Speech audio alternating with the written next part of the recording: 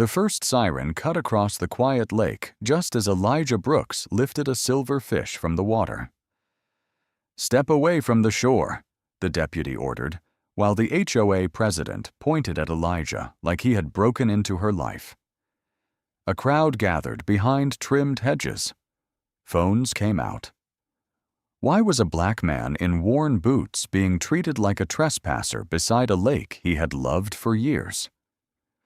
Why did he keep one hand on an old tackle box instead of defending himself? And why did the street sign at the entrance carry a secret no one in that neighborhood had bothered to read? Stay until the end, because one deed changed everything. The wet line cut a thin red mark across Elijah Brooks's fingers as the deputy's voice carried over the water. "I said, step away from the shore." Elijah let the fish slide back into the lake. Morning mist clung to his jacket. A sprinkler clicked behind hedges in a neat rhythm. "My hands are where you can see them," he said. Deputy Nolan Price kept one palm near his belt, close enough for neighbors to notice. Then set down the rod. It was my wife's. "Set it down." The rod rested against damp grass. The line stayed looped around Elijah's finger, trembling with the small pull of water. Marlene Voss stepped closer in cream walking shoes. "Deputy, he has been warned. This is private HOA property. We cannot have strangers at our lake." "I'm not a stranger," Elijah said. "Then show your resident pass." He looked at his tackle box. Its brass latch was dark from years of use. Under the tray, a faded photograph showed Grace smiling beside a younger Ava. "I don't carry an HOA pass," he said. A murmur moved along Red Cedar Lane. A woman in a blue robe lowered her coffee.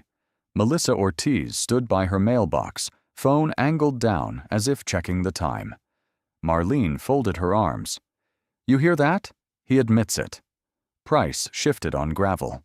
"Sir, I need your name." "Elijah Brooks." "Address?" Elijah glanced toward the old wooden street sign past the willow trees. "That depends on which record you read." Marlene gave a short laugh. "This is exactly what I warned the board about." "I asked him," Price said. "Mr. Brooks, don't make this difficult." The words landed harder than the command. A child on a scooter slowed until his mother pulled him back. Elijah unwound the wet line from his finger, inch by inch. "My ID is in my left jacket pocket. May I reach for it?" Slowly. The zipper stuck. Cold metal teeth caught the fabric. While he worked it loose, Marlene spoke loudly enough for the closest porch. "People test boundaries. First fishing, then parking. Then they bring others." Melissa's mouth opened, then closed. Her son Caleb held his phone at chest level. Elijah handed over his license. Price read it twice. "Reason you're here this morning?" "Fishing." "That's not what I asked." "It is the reason." Marlene pointed toward the fresh white sign near the dock. "Residents only. Clean. Clear. Posted." "That sign is new," Elijah said. "It is valid." "I didn't say it wasn't." Price lifted his notepad. "Do you have permission from any resident to be here?" Sunlight caught the wet line in the grass like glass thread. Elijah's thumb moved toward the photograph under the tackle tray, then stopped. "No," he said. "Not from a resident." Marlene turned toward the watching lawns. "There, you all heard him." The woman in the robe stepped behind her hedge. Caleb kept recording until Melissa pushed his wrist down. Price lowered his voice. "Sir, I'm going to ask you one more time to leave." Elijah bent, closed the tackle box, and set the latch with a soft click. "I can leave the grass," he said, "but I can't leave what isn't theirs." The deputy's jaw tightened. Marlene's face changed only around the eyes. Across the lane, the street sign creaked, and beneath its flaking paint, A smaller line of words waited unread. At 5:18 a.m., Elijah Brooks stood barefoot on the kitchen tile and waited for the kettle to quiet. The house smelled of coffee grounds, soap, and rain. Beyond the blinds, Red Cedar Lake Estates was still dark. Elijah turned the old tackle box toward himself. The brass latch resisted him. "Don't go today," Ava said from the hallway. He did not turn at once. "You have school in 2 hours. And you have people watching you." Ava Brooks, 16, stood in gray sweatpants, one sock folded under her heel. Her curls were tied high, one strand clinging to her cheek. She held her phone like it had shown her something sour. Elijah poured hot water over coffee. Steam clouded his glasses. "People watch rain too. Doesn't mean rain should stop falling." "That's not funny." "I know." The toaster clicked. Neither moved. Ava touched the tackle box. Under the tray, taped beneath a plastic ruler, was the photo Elijah had not moved in 6 years. Grace knelt by the lake, yellow scarf flattened by wind. Little Ava held up a bluegill. "You picked today on purpose," Ava said. It was her favorite week. It was her favorite lake. Elijah's fingers rested on the latch. "Still is." A truck rolled down Red Cedar Lane, tires hissing over wet asphalt. Ava looked toward the window. "Mrs. Voss sent another notice yesterday. I read it." "You threw it away." "After I read it. She said unauthorized lake use will be reported." Unauthorized is a word people use when they don't want to say unfamiliar. "She doesn't think you belong there." That is not the same as knowing it. Ava sat, but did not eat. Old pipes knocked once. "Dad, when Mom was here, people smiled. They asked about her garden. Now they act like we moved in last week." He pulled his faded jacket from the chair. The left pocket sagged with papers he almost never showed. "Your mother made people comfortable. And you don't?" "I make them read." For 1 second, Ava almost smiled. Then her eyes dropped to his boots. "You could just tell them." "I could." "Then why don't you?" Elijah pressed the loose tape on the photo. The kitchen light caught the silver in his beard. "Because truth said too early sounds like a threat to people afraid of losing control. That sounds like court." He slid the picture back under the tray. "Not today." At 5:42, he filled a thermos. Ava followed him to the door. The air outside smelled of wet pine needles and lake mud. Marlene Voss's porch glowed white through the trees. "Come back for dinner," Ava said. "I will." Promise like normal, not lawyer promise. He paused with one hand on the doorframe. 6:30. I'll make rice. And I'll answer when you call." She held out his cap. He took it, but she did not let go. "If they say something," she said, "don't just stand there." Standing there is sometimes how you keep from giving people what they came for.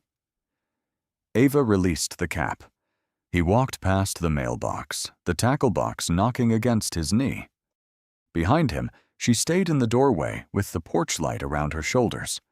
At the corner, he looked toward the old street sign half hidden by willow branches. The lower plank was dark with rain, but the carved letters were still there, waiting for daylight.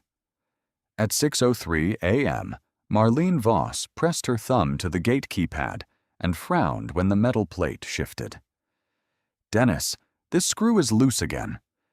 Dennis Rake stepped from behind her golf cart. He was 49, narrow-shouldered, always licking his lips before bad news. "Maintenance says the post won't hold new hardware." "Then replace the post." He glanced toward the willow trees, where the Red Cedar Lane sign leaned under moss. "That one?" "Not that one. The clean one residents see." Harold Voss came down the drive. "Board patrol before breakfast?" "Someone has been using the lake path before sunrise," Marlene said. Maybe a resident. Residents don't carry bait buckets through the service entrance. Dennis lowered his pen. We don't have a service entrance. We have whatever the board designates for safety. Across the lane, Melissa Ortiz slowed at her mailbox, coffee steaming through a plastic lid. Morning, she called. Lovely morning, Marlene answered. Melissa nodded toward the sign. One rusted screw had backed out so far it cast a crooked shadow. Are you replacing that too? Dennis's fingers tightened. That sign is decorative, Marlene said. It says private road. It supports our rules. The new white sign says HOA residents only. The old one has another line under that. Harold laughed. Builder language. Then why keep it? Melissa asked. Some people get sentimental about wood. Dennis coughed. The archive has the original plat map, if anyone asks. No one asked, Marlene said. Melissa looked again at the screw, orange against gray wood. A dark pickup rolled along the curb. Its headlights touched the old sign. Marlene lifted her chin. There. That's him? Elijah Brooks's truck eased toward the gravel shoulder near the willows. Brooks? Harold said. The quiet man on Larkspur? He is not on the lake committee. Is he a problem? He is becoming one. Dennis flipped a page too fast. Maybe confirm the boundary language before... Before what? Before involving anyone outside the board. She took the clipboard from him. The governing packet is clear. The updated packet is clear, he said. A sprinkler burst on with a hard chatter. Melissa flinched, spilling coffee on her thumb. Marlene stared at Dennis until his eyes dropped. Print the violation notice, Marlene said, and bring the access map. Which version? The current one. Harold rubbed his neck. Maybe speak to him later. This is how rules dissolve, one polite delay at a time. Melissa set her cup on the mailbox. Has he damaged anything? That is not the standard. What is? Marlene turned towards the lake. Control. The word stayed in the wet air. Down by the water, a car door closed softly. Dennis pulled out his phone. If Deputy Price comes, he'll ask for documentation. Then show him the map. The current one, he said quietly. Yes. Elijah appeared between the willows, a rod in one hand, old tackle box in the other. Dennis, Marlene said, make the call. Melissa looked back at the sign. Rainwater slid down the post and gathered around the rusted screw. Beneath the peeling paint, a lower strip of carved words pressed against the morning like a mouth being held shut. The plastic HOA card clicked against Marlene's tablet before Elijah had the hook baited. You can stop right there, she called from the paved path. Elijah looked up from the dock stones. The lake was gray and still, except for rings where insects touched it. His jacket smelled of rain and coffee. Good morning, he said. Marlene stopped 6 feet away. Dennis Rake stood behind her with a folder under his arm. Caleb Ortiz rolled his scooter into the grass and raised his phone. This area is for residents and approved guests only. Marlene tapped the card against her tablet. Click, click, click. Show me your pass. I don't have one. Then gather your things. I'm allowed to fish here. Allowed by whom? By a record older than your sign. Dennis's eyes flicked to the folder. Marlene smiled without warmth. Here we use rules. Rules should match the land. Caleb's scooter wheel spun in the wet grass with a soft tick. Marlene stepped closer. Her perfume cut through the mud smell. You are refusing a direct request from the association president. I'm answering it. No, you're being clever. Elijah wound slackline around the reel. There's nothing clever about a deed. Dennis murmured. Marlene. She lifted one finger. Sir, What house are you visiting? No house. Which resident invited you? No resident. Caleb lowered the phone, then raised it again. Marlene turned toward the path. Everyone hear that? No resident, no invitation, no pass. Across the lane, Melissa Ortiz stood at her mailbox. Elijah set the worm tin beside his boot. You asked 3 questions. I gave 3 answers. And none give you the right to stand there. Not the right you're looking for. The card struck her tablet harder now. I have authority to issue a notice. You have authority written in your documents. Sometimes documents are missing pages. Marlene's cheeks tightened. Dennis, note his refusal. Dennis opened the folder. A page corner slid out. Elijah saw survey lines before Dennis pushed it back. I haven't refused to leave, Elijah said. Then leave. I haven't been shown a lawful reason. Marlene pointed at the tackle box. Pick that up. Walk to your truck. Do not return to this shoreline. The lake slapped softly under the dock. Elijah bent and closed the tin. His fingers moved slowly, as if Ava were watching from the kitchen instead of a stranger's phone. Marlene mistook it for surrender. Thank you. He lifted the tackle box, then stopped with his hand on the brass latch. My wife used to sit on that stone, he said. That is not relevant. It is to me. Her card clicked once more. This is not a memorial park. Peter Lang, silent by the bench, stared at the ground. Elijah's thumb pressed the latch until it left a crescent in his skin. Dennis said, Maybe we should verify. No, Marlene snapped. We are done verifying people who know they don't belong. Elijah straightened. Call whoever you think will read faster than you. The words were soft, but they changed the space. Marlene's hand froze. Fine, she said. Let's have a deputy explain private property. She pulled out her phone. As she dialed, the HOA card slipped from her fingers and landed face up in the wet grass. Deputy Nolan Price arrived at 6:31 a.m., his cruiser rolling past the old sign without slowing. The tires hissed over wet gravel. No lights flashed, but curtains opened along Red Cedar Lane. Elijah stood where Marlene had left him, rod on the grass, tackle box by his boot. Marlene reached the cruiser first. Deputy, thank you. He has no pass, no invitation, and he refused to leave HOA property. Price adjusted his vest. Sir, keep your hands visible. They are, Elijah said. Dennis hurried up with the access map in a plastic sleeve. Price spread the page on the cruiser hood. This is the current association boundary? Yes, Marlene said. Dennis swallowed. The current packet boundary? Price looked up. Meaning? The one residents receive. That is all that matters, Marlene said. Elijah watched Price trace the blue line around the lake. The paper was too clean, the ink too bright, smelling of toner. Caleb's scooter clicked against the curb. Melissa stood near the mailbox, phone tucked against her coat. Price said, Mr. Brooks, this map shows the shoreline as restricted. It doesn't show the attachment. What attachment? The original deed attachment.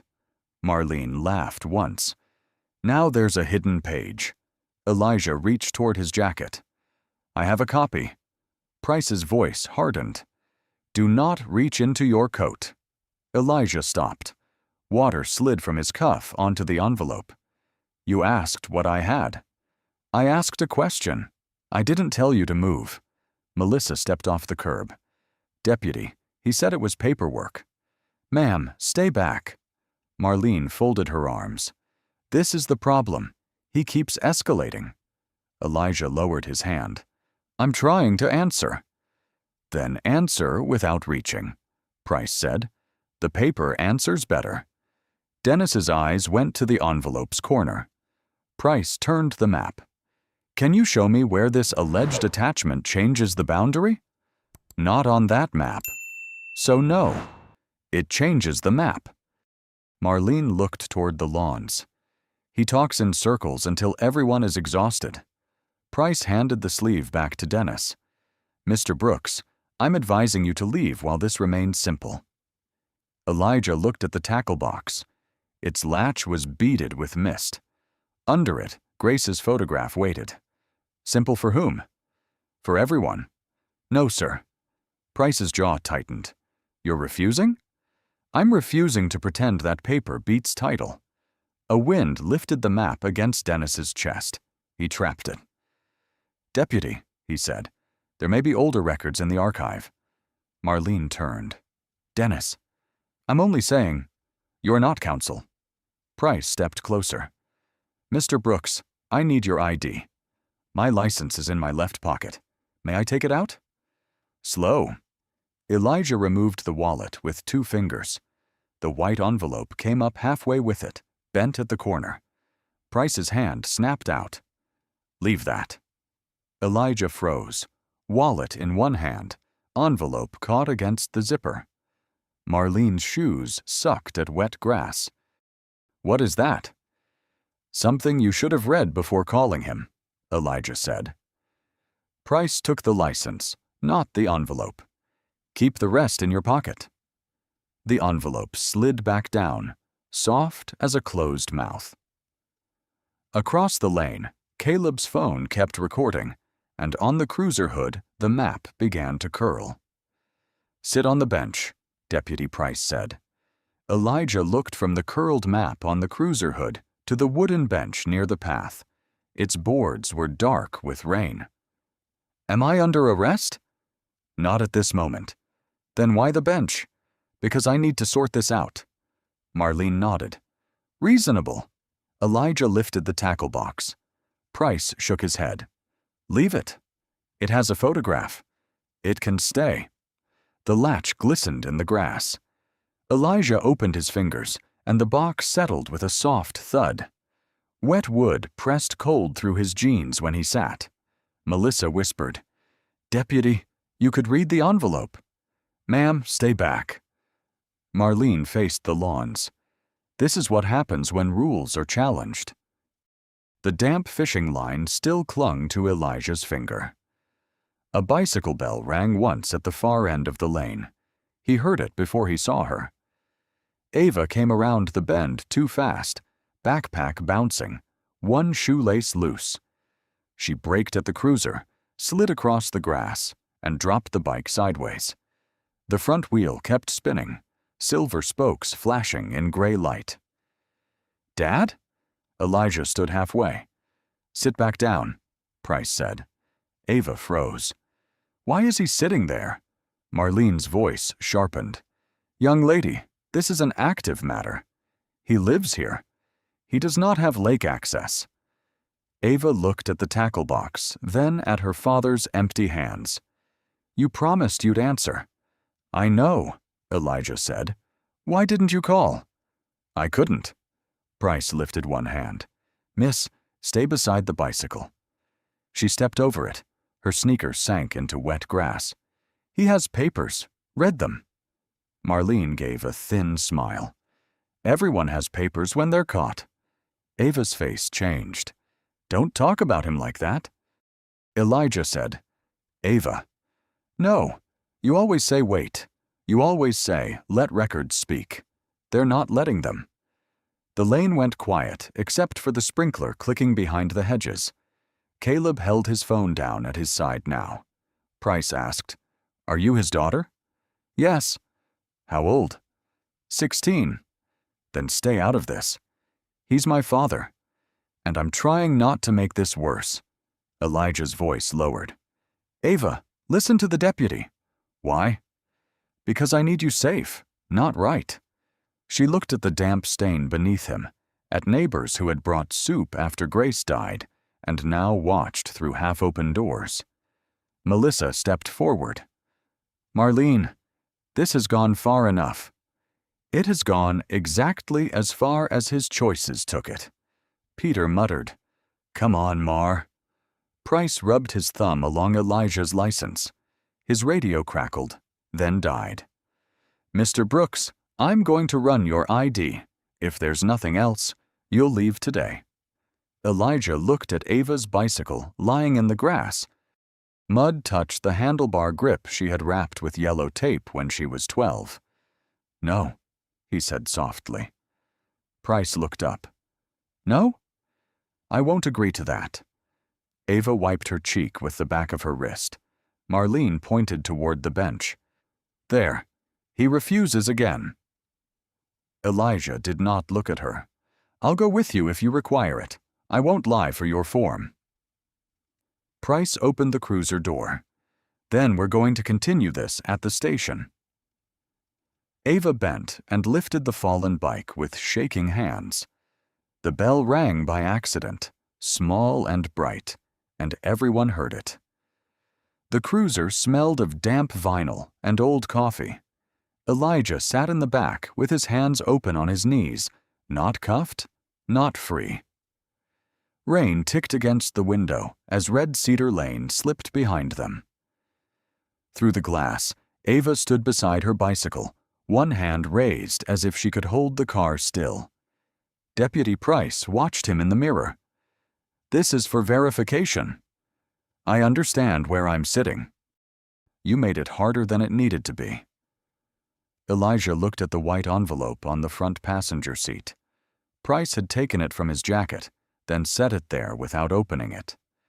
My daughter tried to tell you what that was. She's a minor. She can still recognize paper. The station sat behind a strip mall. Inside, the air was colder than the rain. Fluorescent lights hummed. Sergeant Dana Whitcomb, 44, looked up from the counter, gray-streaked hair pinned in a hard knot. Nolan? Property access dispute, Price said. HOA complaint. Possible trespass. Whitcomb's eyes moved to Elijah. Is he under arrest? No. Then why is he in intake? He refused to leave private property. Elijah said, I refuse to misstate ownership. Whitcomb turned her reading glasses.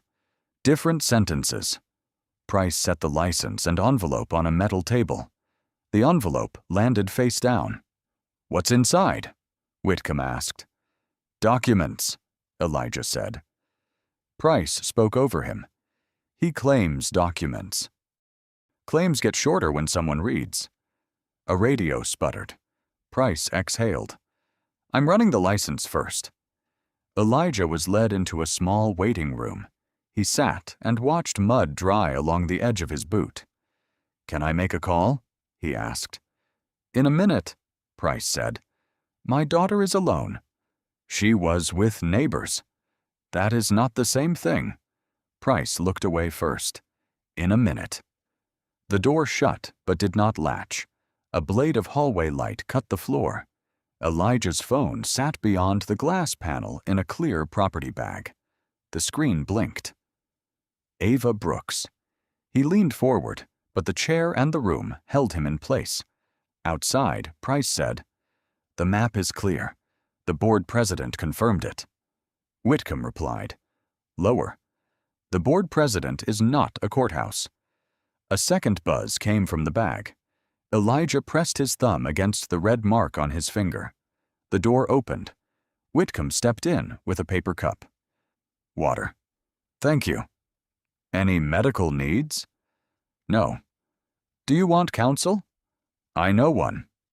That wasn't the question. He lifted his eyes.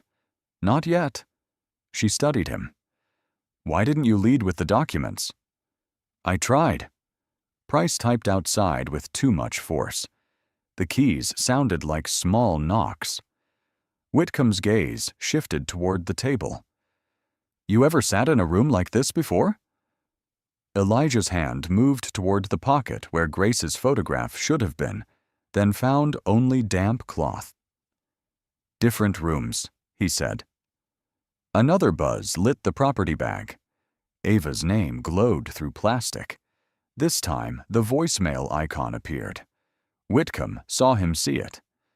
I'll ask him to process your call. Ask him to read first. She turned toward the hallway. Price picked up the envelope at last. His thumb slid under the flap.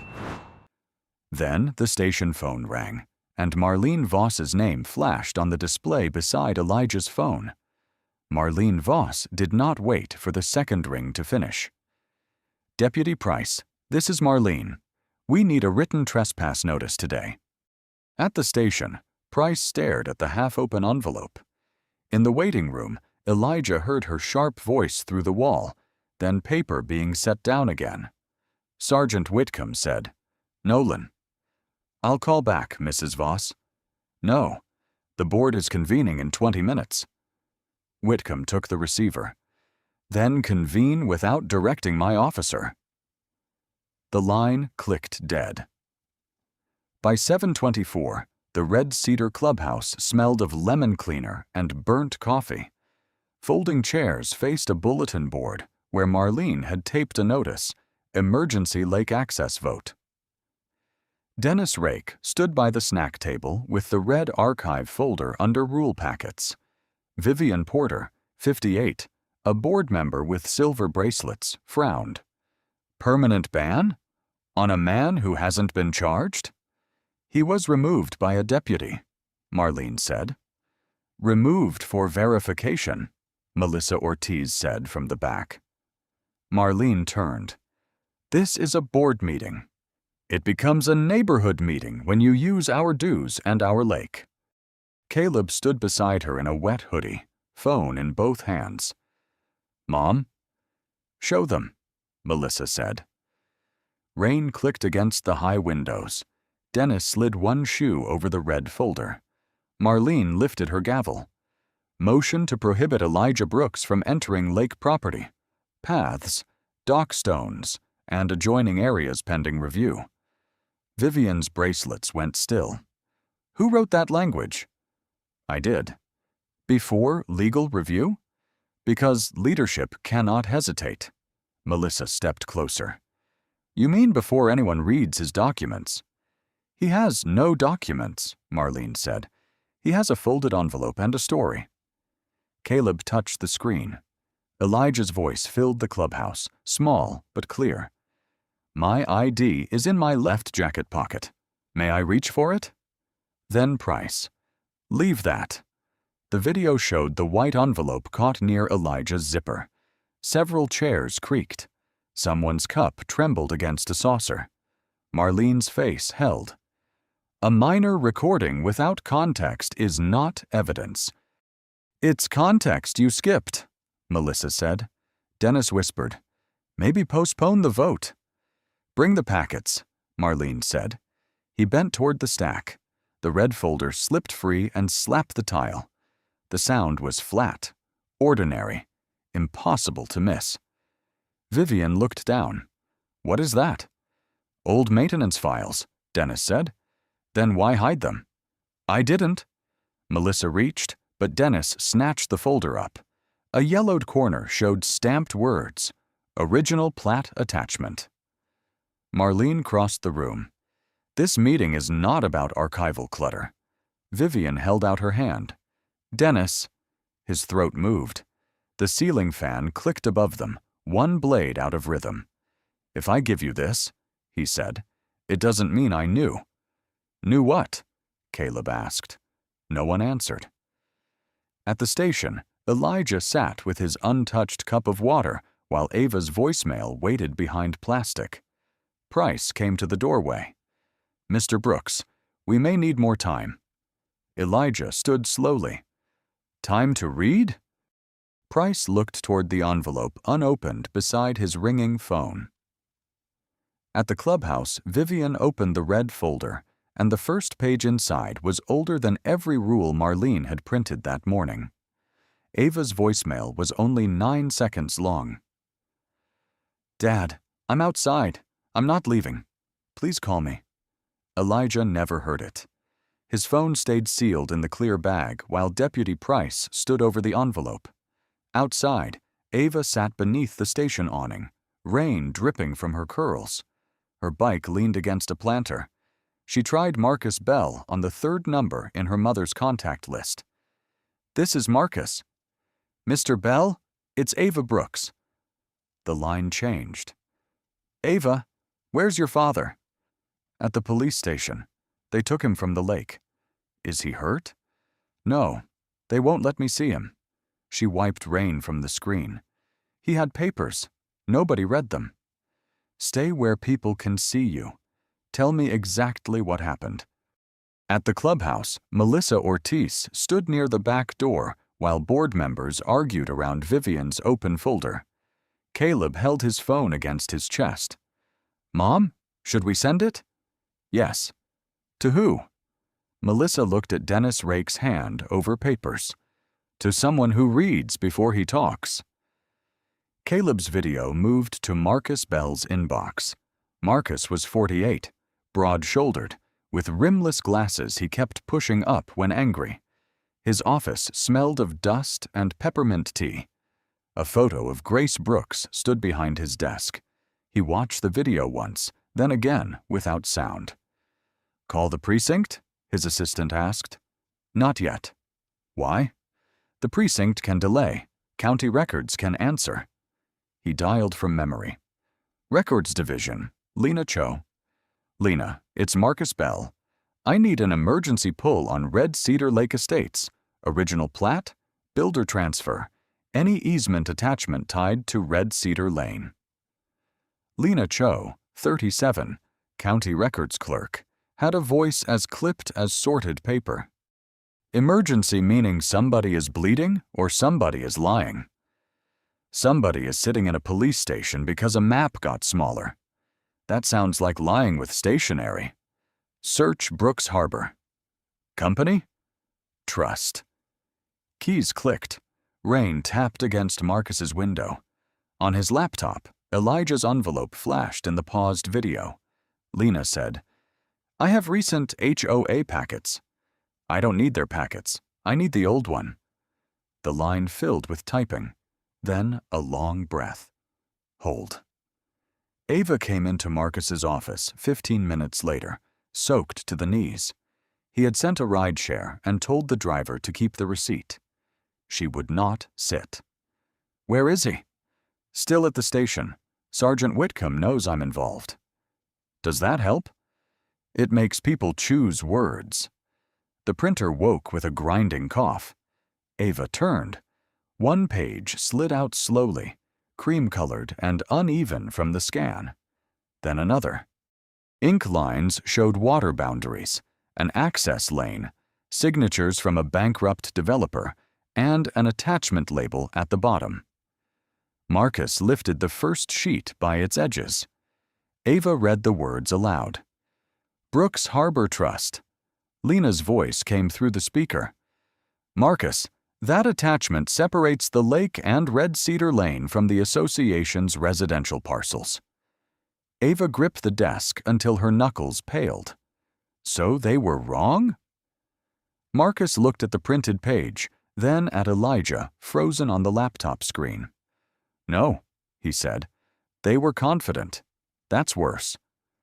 The printer pulled in another page carrying Elijah Brooks's signature. The page with Elijah's signature came out crooked, and Marcus Bell caught it before it slid to the floor. Ava stared at the black ink. That's Dad's. Yes. He never told me he signed anything for the street. Marcus laid it beside the old plate. He signed after the developer failed. Grace said the lake would be fenced off from every child who had learned to fish there. Mom knew. She helped choose the trust. Lena Cho's voice crackled through the speaker. Marcus, I found the maintenance clause. HOA may collect fees for landscaping, lighting, and drainage. No ownership transfer. No exclusion authority over the lake. So Marlene can't ban him. She can make noise, Marcus said. She can't make title disappear. Melissa Ortiz sent a photo. The old Red Cedar Lane sign under willows, its lower strip brown with mud. Then another text came. I'm going back. At the neighborhood entrance, Melissa parked with one wheel in leaves. Caleb jumped out with a towel. The air smelled of wet cedar and gasoline. "Mom, this feels weird." "Good. Weird means we're finally looking." She knelt by the post. Rainwater had glued pine needles to the lower plank. Caleb held his phone light close. Melissa rubbed the towel across the board. Mud smeared, thick and dark, then thinned into yellow streaks. Letters appeared. Private road retained by grantor. Caleb whispered, "Read it again." Melissa wiped harder, her sleeve soaked through. Another line showed beneath the first. Lake access subject to trust deed. A car slowed. The driver stared, then rolled on. "People passed this every day," Caleb said. "So did we," Melissa answered. Back at Marcus's office, Ava leaned over the desk. "Send it to the station." Marcus dialed. "Sergeant Whitcomb, Marcus Bell. I represent Elijah Brooks." Whitcomb's reply was low. "I wondered when I'd hear from counsel." "Then you know something is wrong." "I know my deputy brought in a man without opening an envelope. He brought in the owner of the lake and Red Cedar Lane. You can verify that? I'm sending the deed, plat attachment, and county index. Send it now. Tell Deputy Price not to let the HOA write the facts for him." At the station, Price stood by the metal table with the envelope open. He had unfolded only the first page when Whitcomb stepped out. "Nolan, stop processing this as trespass. Marlene Voss filed." "She filed a complaint. She did not file reality." Elijah stood in the doorway. He heard his name from Whitcomb's phone, then Marcus saying, "Brooks Harbor Trust is recorded owner." Price looked down at the paper. Toner from the HOA map still stained his thumb. Melissa's cleaned sign photo arrived on Whitcomb's phone, then Price's. He enlarged it. Private road retained by grantor. For the first time that morning, he did not ask Elijah to sit. "Mr. Brooks," Price said, his voice smaller, "why didn't you say you owned it?" Elijah looked at the open envelope. "I brought the part that says it." Ava heard him through speakerphone and covered her mouth. Whitcomb turned to Price. "Call the clubhouse. Tell them no vote, no ban, no notice. Tell them we're coming with the documents." On Red Cedar Lane, Melissa kept wiping until the old carved words showed clean. The clubhouse microphone squealed before Elijah touched it. At 8:46 a.m., folding chairs filled the room that smelled of lemon cleaner and burnt coffee. Rain streaked the windows. The red archive folder lay open beside Marcus Bell's deeds and Melissa's video. Captain Ruth Mallory sat with Sergeant Whitcomb near the aisle. Owen Fields checked each seal. Marlene stood at the podium. "This meeting was called to protect residents." Vivian Porter answered, "Then let them hear the records." Dennis kept both hands under the table. The back door opened. Elijah walked in with Ava at his side. His cuffs held a dark line from the lake. People turned, then looked away. Marlene gripped the podium. "Mr. Brooks, this is a board matter." Marcus placed a document on the table. "Not anymore." Owen cleared his throat. "Brooks Harbor Trust holds title to Red Cedar Lake and Red Cedar Lane.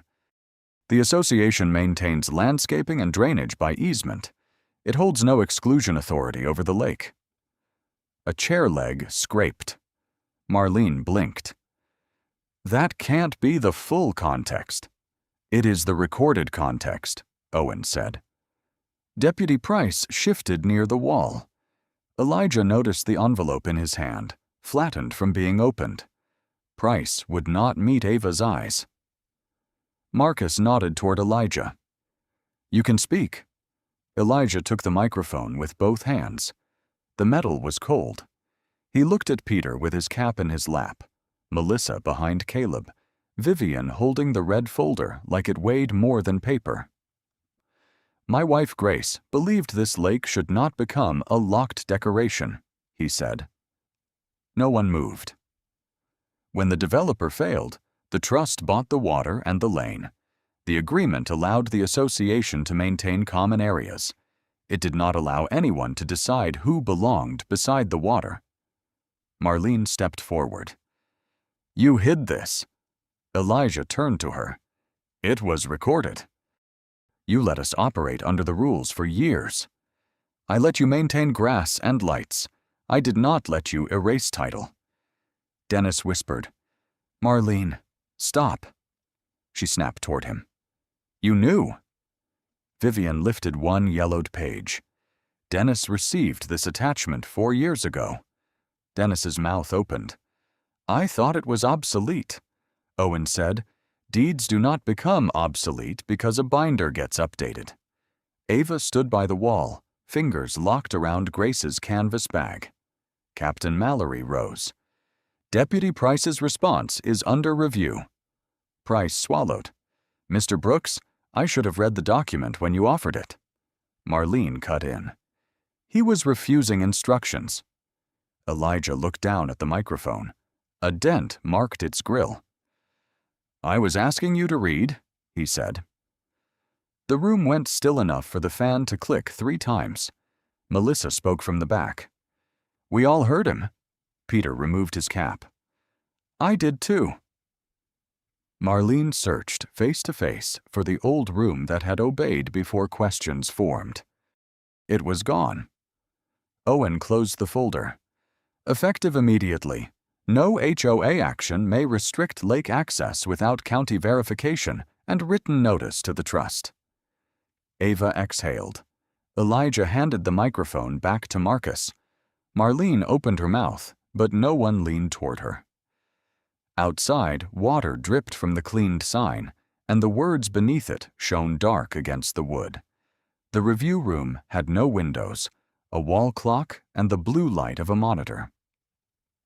At 10:12 a.m., Paula Grant placed a yellow pad beside Deputy Price's body cam file.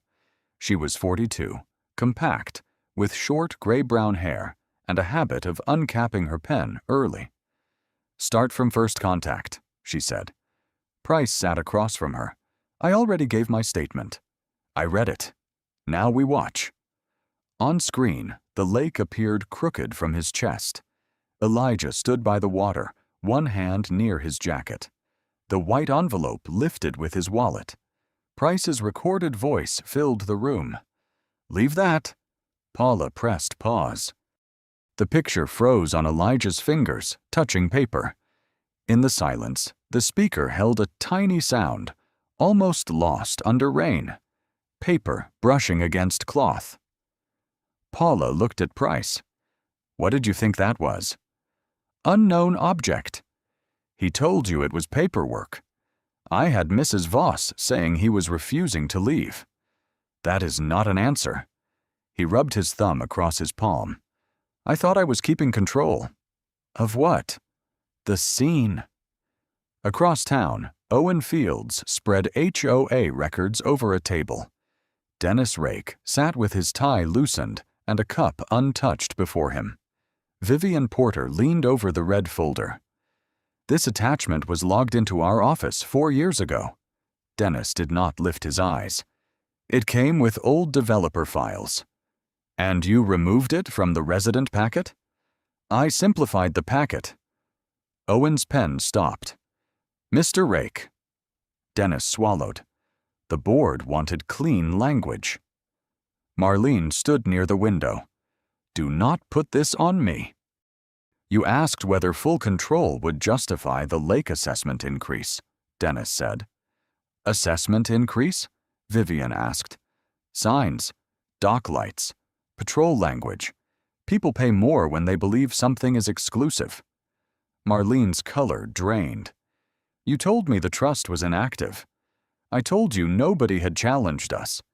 Owen slid a form toward him. "Write that again." Back in the review room, Paula restarted the video. Ava's bicycle fell into the grass. The small bell rang. Price flinched. "You heard his daughter tell you to read the papers?" Paula said. She was upset. She was correct. Price stared at his own image. I didn't know who he was. Paula's pen hovered. You did know what he was asking. No answer came. Marlene's phone buzzed with a message from the county attorney. Vivian asked, "What is it?" Temporary suspension of HOA enforcement actions involving lake access. Owen added, "Prior statements may be reviewed as attempted wrongful restriction." Marlene sat as if the chair had moved. "I was protecting residents," Melissa said from the door. "You were protecting a story." The body cam video reached intake. Elijah's phone glowed in the clear bag. Ava's name filled the screen, then faded. Price leaned forward. "Can you stop it?" Paula did not. On the recording, Elijah said, "Ask him to read first." Then Price picked up the envelope. Marlene's call rang before he opened it. Paula clicked pause on the frame where his thumb touched the flap. "You had it," she said. Price nodded once. "Yes." Outside, Whitcomb waited with a printed policy draft. Inside, the paper rustle played again in Price's memory, softer than an order and harder to answer. By 4:17 p.m., the rain had stopped, but Elijah's kitchen still held the day's dampness. A towel lay under the tackle box. Ava had put it there without being asked. 2 coffee cups sat near the center of the table, steam thinning above them, handles turned away from everyone. Peter Lang stood by the back door with his cap in both hands. "I found this behind tax papers," he said. Elijah did not reach for the receipt. "You could have mailed it." "I could have spoken this morning." Ava leaned against the counter. "But you didn't." Peter's throat moved. "No." Outside, water dripped into a bucket. Peter placed the yellow receipt on the table. Red Cedar Lane drainage repair. Paid by Brooks Harbor Trust. "I signed for the crew," Peter said. "Your trust paid when the association said the road wasn't their problem." Elijah read the line once. "Grace wrote that check." "I remember. She brought lemonade." Ava's eyes lifted. "You remembered her, but you let them put Dad on that bench?" Peter looked down. "I told myself the deputy would sort it out." "That's what everybody tells themselves." Melissa Ortiz stood at the open doorway. Caleb waited on the porch, holding a plate covered in foil. "We brought dinner," Melissa said. "Not because it fixes anything." Ava folded her arms. "Then why?" "Because your father promised rice, and this house has had enough promises broken today." Elijah pulled out a chair. "Come in." Melissa entered slowly. Caleb set the plate beside cups. "I posted the video to the neighborhood group," Melissa said. "Then I took it down." Ava straightened. "Why?" "People started using your face more than the facts. I sent it to Marcus and the review office instead." Elijah nodded. "That was better." Caleb said, "I should have kept recording." "You're 15, Elijah said. "You did enough." The words hit Caleb harder than blame. A knock came at the side door. Vivian Porter stepped in without her bracelets, only a plain raincoat and a folder to her chest. "I need to say this where your daughter can hear it," she said. Ava did not move. Vivian opened the folder. "The board voted on language we did not verify. I trusted summaries. I let Marlene's certainty become my due diligence." Peter whispered. "Viv?" "No. The ugly way is I was relieved somebody else acted first." The coffee had gone dull and dark. Elijah turned one cup so the handle faced Peter. Peter stared at that small mercy. Vivian looked at Ava. "I'm sorry I watched the room move against him and waited for a safer moment." Ava's fingers tightened around the counter edge. "A safer moment for who?" Vivian's mouth closed. Elijah folded the repair receipt and slid it beneath Grace's photograph inside the tackle box. Apologies do not change what happened. No, Peter said. They can change what you do next. Vivian drew a paper from her folder. I'm calling for Marlene's removal and an independent audit of every lake enforcement action. Melissa said, I'll sign.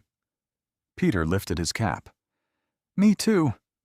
Ava looked at the untouched cups. The coffee no longer steamed. And when the next person sits on that bench? No one answered quickly enough. Elijah closed the tackle box latch. Then you stand before the bell rings. At 9:05 the next morning, the wooden post at Red Cedar Lane lay across two sawhorses. Orange cones circled the entrance. The air smelled of wet leaves, sawdust, and metal warmed by a weak sun.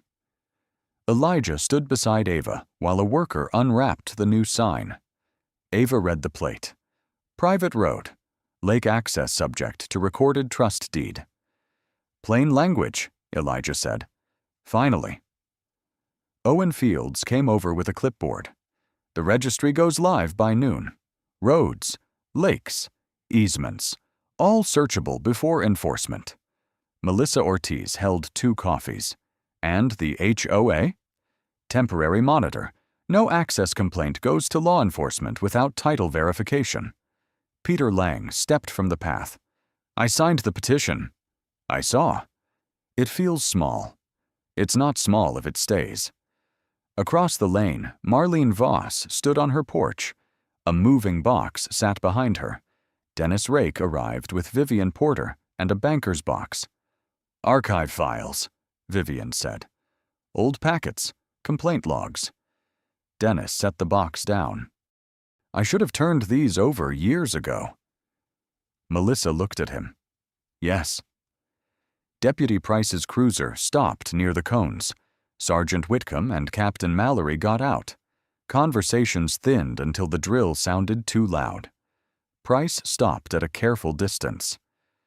Mr. Brooks. Elijah waited.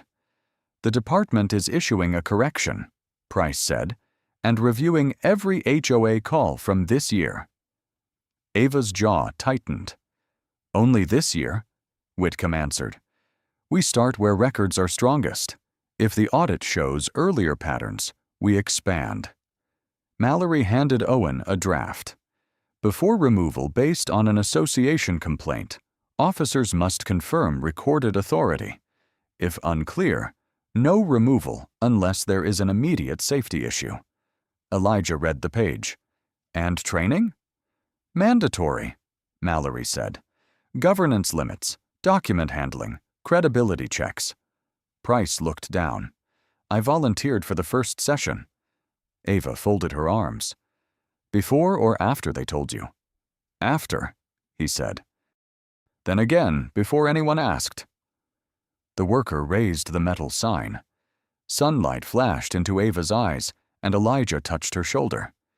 Marlene crossed the street. Her heels clicked once, then sank into leaves. She held a white envelope. Elijah. Ava stiffened. This is my resignation and correction statement. Give it to Owen, Elijah said. Her fingers trembled. I wanted you to know I never meant. Intent is for you to examine, he said. Impact is what we fix. Marlene handed the envelope to Owen. Vivian posted a notice on the clubhouse door. Bylaws suspended pending audit. Public records access required for all board members. Caleb taped a second notice lower. Ready, the worker called. The drill whined, sharp and bright. Metal met post. The old wood shook, but held. Ava opened a small cloth pouch. Inside was the brass tag from Grace's garden bench. Here? Elijah swallowed. Here. Together they fixed it below the sign, not above the law, not replacing it, just beside it. Grace Brooks. Keep the water open.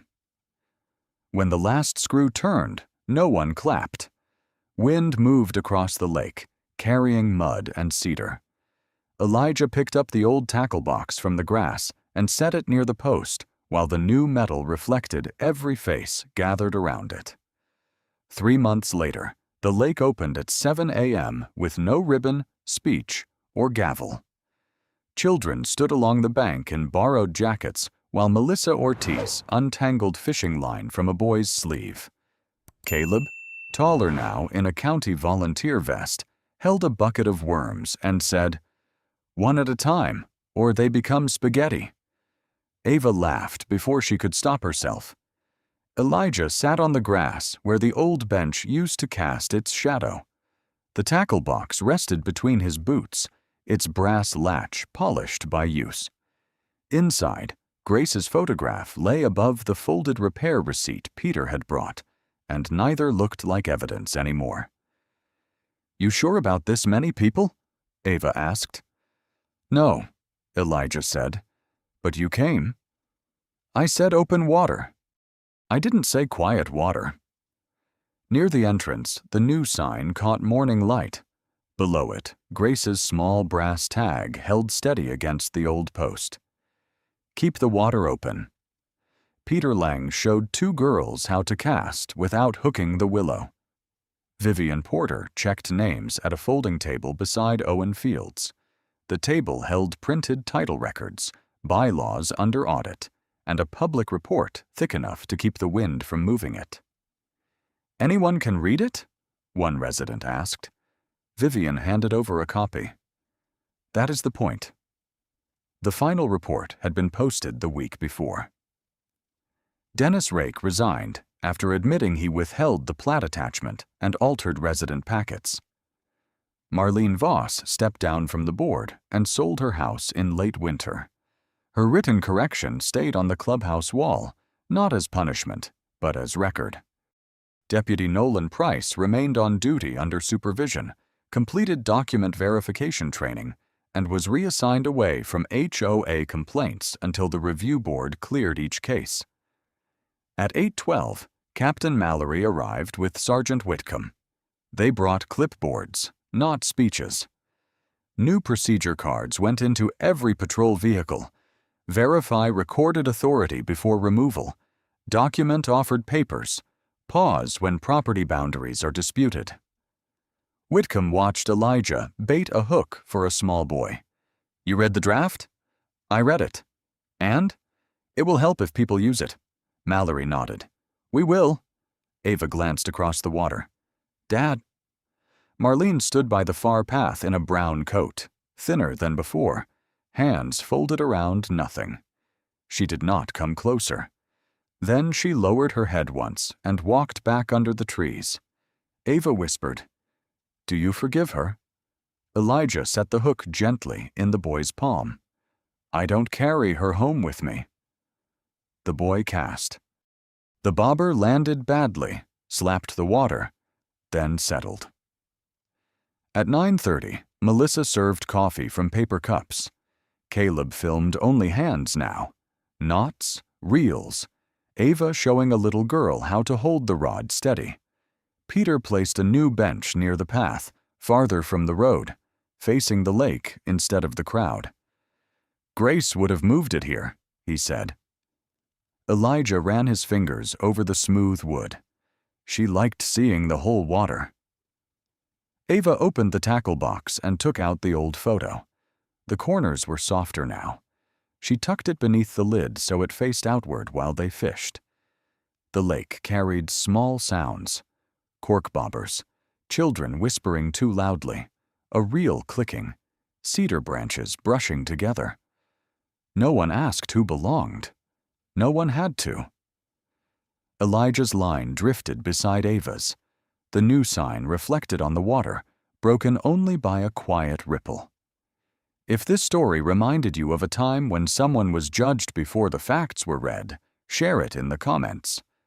Sometimes the smallest witness, the person holding a phone, asking one question, or refusing to look away, becomes the reason the truth survives. Share this story with someone who believes dignity and justice matter even when the room is uncomfortable. And subscribe for more stories about quiet resilience, fair outcomes, and the kind of systemic change that begins when ordinary people finally say, "Read the record." Thank you for listening, and may the next quiet person be heard before the sirens arrive.